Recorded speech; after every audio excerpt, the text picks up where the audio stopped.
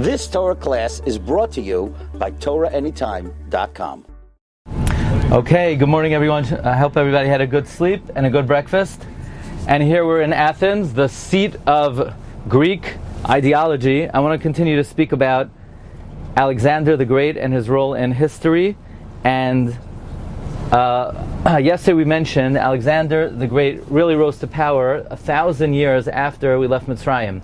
Again, calculation being, we were in the Midbar for 40 years. We were in Eretz Yisrael 440 years before they built the first Beis HaMikdash. The first Beis HaMikdash was built 480 years after they left Mitzrayim.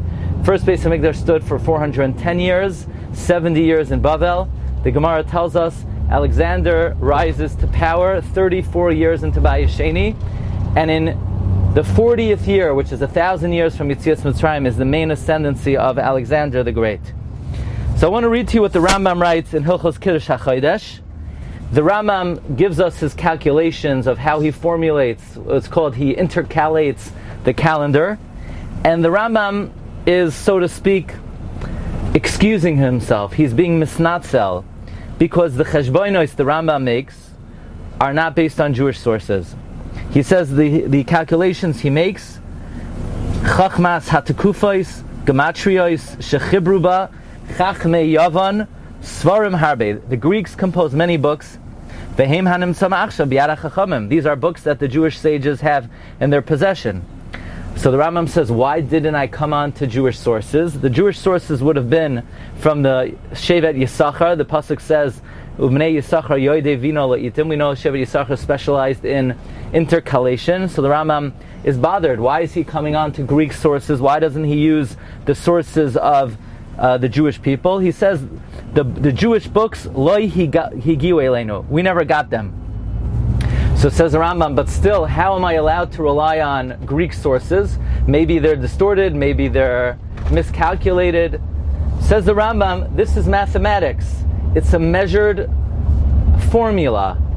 This is not a matter of ideology or philosophy. It's something that could be counted, measured, and we know how they arrived at these calculations. Therefore, it's irrelevant where it comes from. Let's look at the content. Let's not look at who presented it. So the Rambam is, so to speak, bothered. How is he allowed to get this content from the Greeks? And the answer is, it's just a scientific formula. So really, it doesn't matter where the content comes from.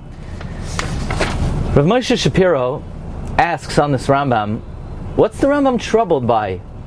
If the Rambam was presenting to us, what's 10 times 50?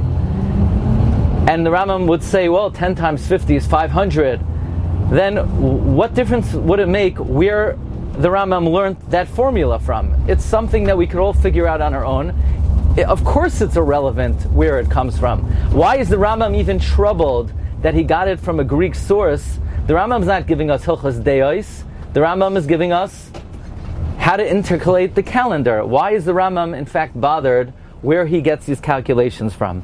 But apparently, Rav Moshe Shapiro says, the Jewish calculations would have been very different than the Greek calculations. And that's because the Jewish calculations, we would have understood how they're derived from the Torah itself.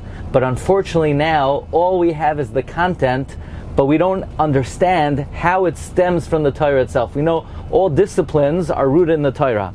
So the Rambam is being misnatzel that unfortunately we don't have our own sources for the lunar year. We have to come on to the Greek sources. Now, I want to share with you the comments of Seder Olam. Everybody know what Seder Olam is? Yeah, Seder Olam, for instance, if you look in Rashi will often quote, Rashi, when he tells us what year things happened in, Rashi will quote Seder Olam. Seder Olam are braisos that come from Tanoim about the years of the world history. In Seder Olam it says, on the pasuk in Daniel, that the he-goat referred to in Daniel is the first king of Yavan, and Alexander Moikdan, who ruled for 12 years. Ready for the listen to Seder Olam. Says Seder Olam. All conversation will continue after the drasha. Thank you very much. But listen to Seder Olam. Seder Olam tells us Alexander ruled for 12 years. Ad kan hoyu hanaviyim misnabeim. Until Alexander, the prophets prophesied. Mikan ve'elach. From Alexander and on, had oznecha ushma divrei chachamim. Prophecy ceased. Tilt your ears and hear the words of the sages. So Seder Olam is saying something oyim v'noira.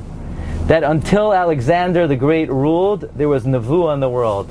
Once Alexander the Great ruled, prophecy ceased, and we now have to come on to Chachma, but we no longer have Nevuah. Okay? Put that in your back pocket for a moment. Comes the Rambam, and the Rambam writes that when we write a get, and you want to date a get, the minhag is, we count the years of Gittin, Oili Yitzira, either we count by the creation of the world, this is the Rambam Hilchos Gittin, Perek Av Halachav Zayin, Oy Lamalchus Alexandrus Moikdan. When a Jew writes a get, they no longer would write 57, whatever it is. They write the year from Alexander the Great. In fact, Rabbi Moshe Shapiro says that he remembers as a kid. This is called Minion Shtarais. He remembers seeing Shtarais dated from the time of Alexander the Great. This is the minhag in Teiman. I don't think they still do that, but this is called minhag, Minion Shtarais. Comes the Gra. The Gra is found on Seder Olam Rabbah. And the Gra says, why in the world, when we write a Jewish document, would you date it by Alexander the Great? Why would you date it by Alexander the Great? Why would you not date it from the time of the creation of the world? Says the Gra, Alexander, when he met Shimon HaTzadik, he wanted to put a tselem beheichal. Okay, this is the only makar of this. The Gemara doesn't say Alexander wanted to put an idol in the heichal. Says the Gra, Alexander wanted to put a tselem in the heichal. And they needed to appease him. So as a token gesture, they said, Alexander, don't put the Avodah Zarah in the Heichal. We're going to throw you a bone. The bone is, from now on, whenever we write a document, we will date it by the year of your ascendancy. Okay, this is the Chiddush of the Gra. That the reason why we date Shtarais by Alexander the Great is it was an appeasement to Alexander. He wanted to put a tselem beheichal. Now, again, we know that on Shavas B'Tammuz, Apostamos put a tselem beheichal, or according to Rashi, Menashe put a tselem beheichal. The Gemara is being megala. Alexander wanted to put a tselem beheichal, and as a way out of that, the Gemara says we appeased him by naming after him. Right? We call children, even among Klal Yisrael, we don't call them Herod, we don't call them Vespasian, we don't call them Titus, but we'll call them Alexander. That was the appeasement. But the Gemara says that's short. That's short, but the name is, we never told him that. All we told the mailman back to sender. But we told Alexander the Great we would name after him. But the Gra has a little bit of a variance of that. Says the Gra, what we gave Alexander the Great is Minion Shtarais. So the question is, what exactly is this concept of Minion Shtarais? What's the meaning of it? Why would we continue to practice Minion Shtarais? Do we really care about the year that Alexander the Great rose in power? Rabbeinu Nisim Gaon, in his Akdama to Shas, tells us that Minion Shtarais is a lot deeper than just the year that Alexander rose to power. Because as it says in Seder Olam, the year Alexander rose to power, Nevuah stopped. Says Rabbeinu Nisim Gaon, there was a world with Nevuah, and there was a world without Nevuah. It's a different world. It's a different Bria. There was a world that Hashem communicated to man, and then there's a world that we have to figure out what the Rebbeinu Shalom wants from us through Chachma. Now, I always say, Chacham Adif Minavi. I like that. Some people, they like to go to Mekubalim because they feel the Mekubal will say, I have the inside scoop. I know what Hashem wants. I think it's better to go to a Chacham.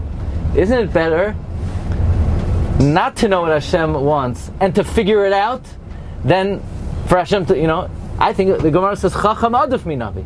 Anyway, we're going to talk more about that later.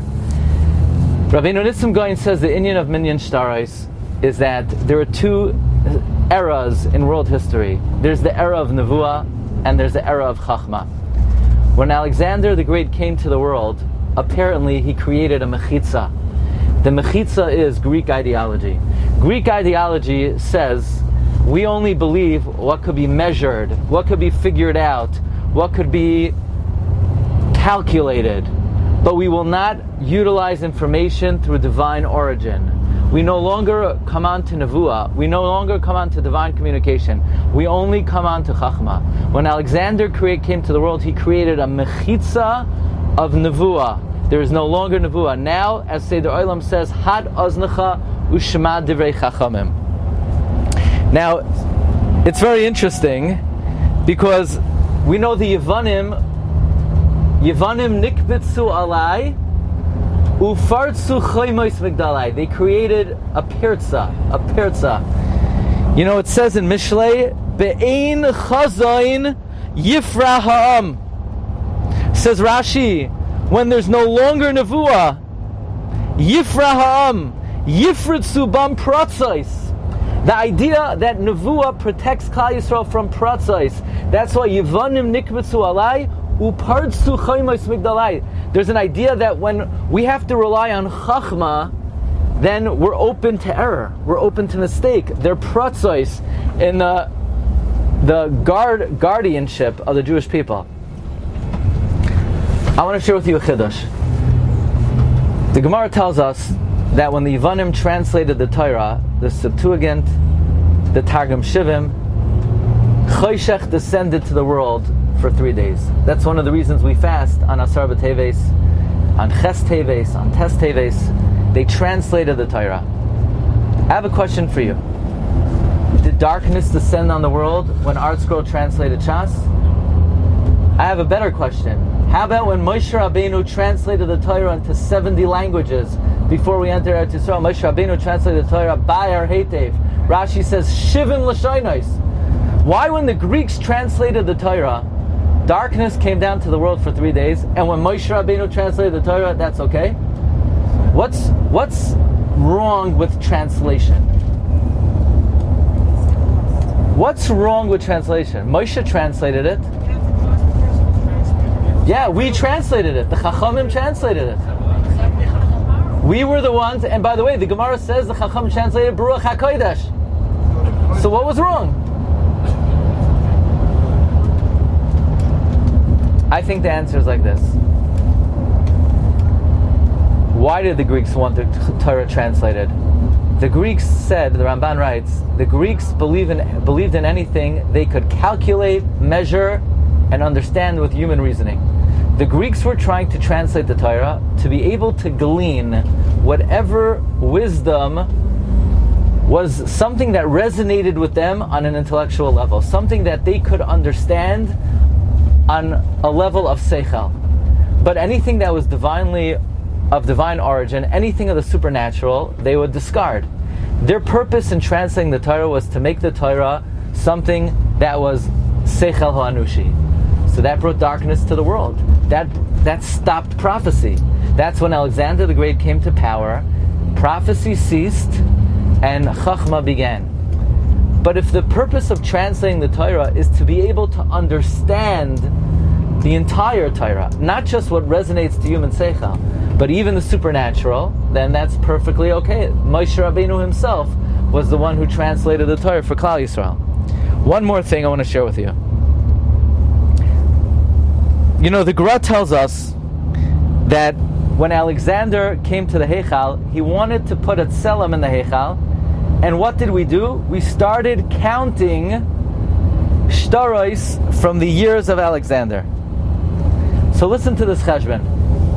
Somehow, by counting shtaros from the year of Alexander, it was mevatel him making it tselem in the Heichal. Listen carefully. Everybody knows that when Nevuah stopped, what else stopped? Avodah Zarah. So listen to what the wisdom of the Chachamim was.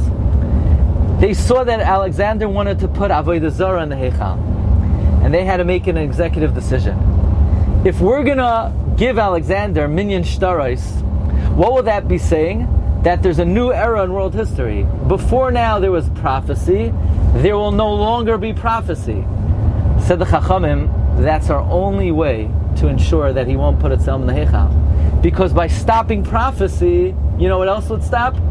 Avodah Zarah would stop. Meaning this was not just a practical move to say, well, we'll throw you a bone, we'll give you Minion shtaros, and now you won't put a psalm in the Heichal. It's by counting Minion shtaros, they were saying, we're going to usher in the era of a world without prophecy. A world without prophecy is a world without Avodah Zarah. Mamela, Alexander no longer had the desire, that taiva was abolished of V'hamidu Tselem Behechal. So this is a little bit of a background of what Alexander the Great stood for.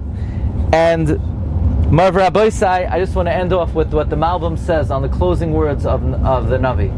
We know the Navi Malachi, the last Navi, by the way, in the year 1000, when Alexander the Great rose to power, 1,000 years from Yetzias Mitzrayim, 34 or so years into the second Beis HaMikdash. That's when Nevuah stopped. So who passed away then? Malachi passed away. According to many, he was Ezra passed away. Chagai and Zechariah passed away. What are the closing words of Malachi? Zichru Toras Moshe Avdi. Says the Malbim. Why now Zichru Toras Moshe Avdi? Because Nevuah was about to stop.